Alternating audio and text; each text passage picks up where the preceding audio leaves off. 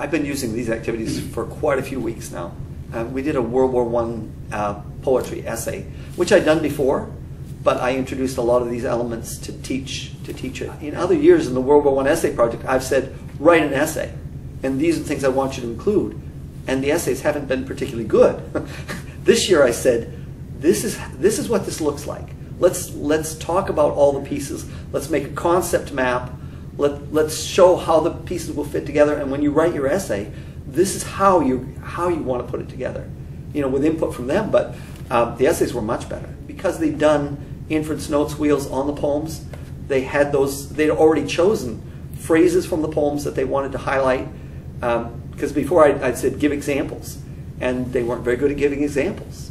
And so they had on their Inference Notes Wheel, here's a part that I want to talk about. And in the essay, they talked about it. So that was good. The difference is kids are really interacting with this stuff. And they're thinking about, what does this mean to me? Or, you know, where do I find this? And that's quite different from saying, here's the information. And I think this lends itself pretty well. It forces the kids to think about what they're reading. What we're going to use is an Inference Notes Wheel. All right, and we've used them a few times before.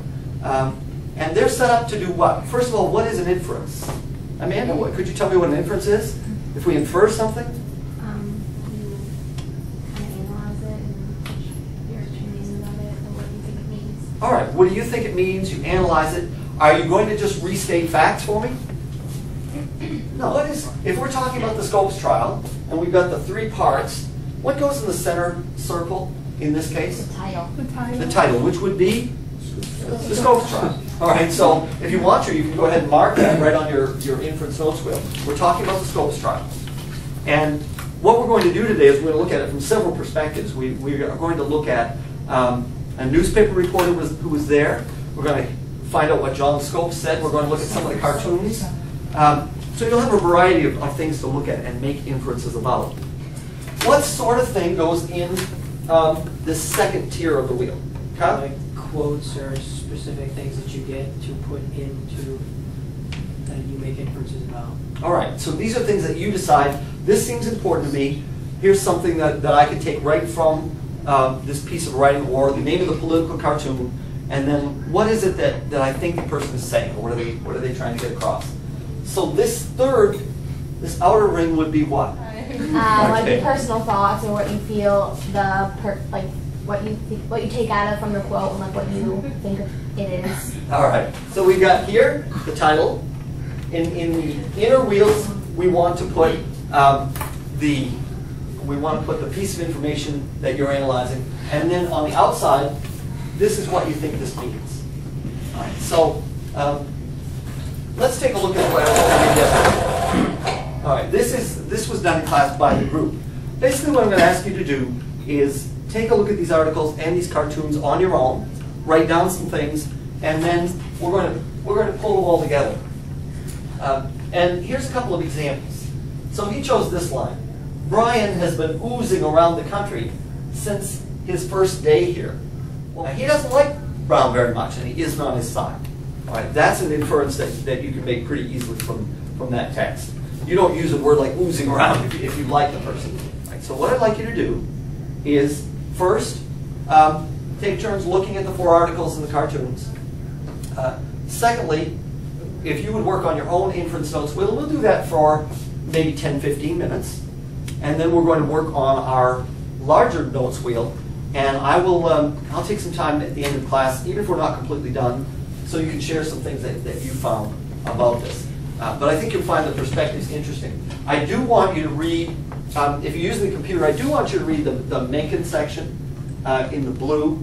And when you do it on the chart, if you could write in blue, so that it won't be like this, but I'll know. All right, if they're writing in blue, this is a quote they got from the Mencken article. If they're writing in red, this is something that came from the cartoons. If they're writing in green, it's something from John Scopes himself. 40 years later, they said, you know, what do you think about the trial that you were part of? And he talks about that trial. All right, so we will. I will pass the charts around, but you can begin as soon as you get the articles. So the monkey says Papa. All right, because what's the point of evolution? That there's a connection, that we're descended from monkeys. So this guy Okay, so now how do you think the cartoon, what do you think the cartoonist is trying to say there? Why do you think he's doing that? Calling, showing a picture of a monkey calling him Papa. I can't write all of that. So what representing the evolution process. So evolution, monkeys are supposed to be. Right, monkeys in the same family tree. So do you think in 1926 the cartoonist is making fun of that or supporting? Is there a way of supporting it? Yeah, that's right.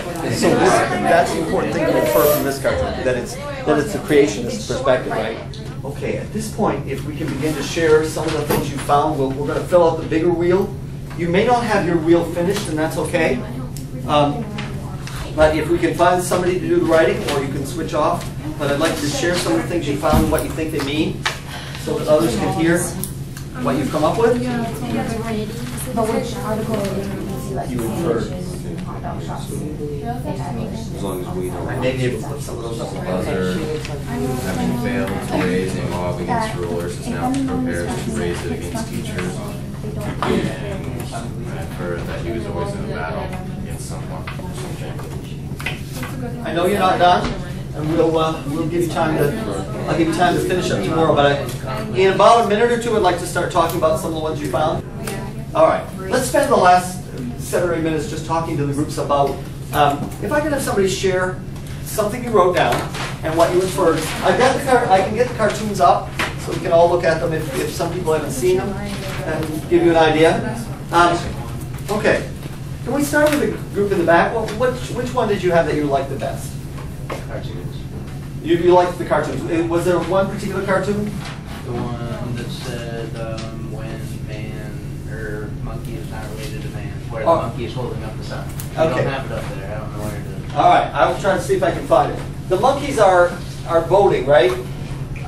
Yeah, on who, the monkeys are voting on if they believe that they're part of man or whatever. So monkeys are trying to decide, do you want to be connected to man, right? And if they had their vote, what would they say?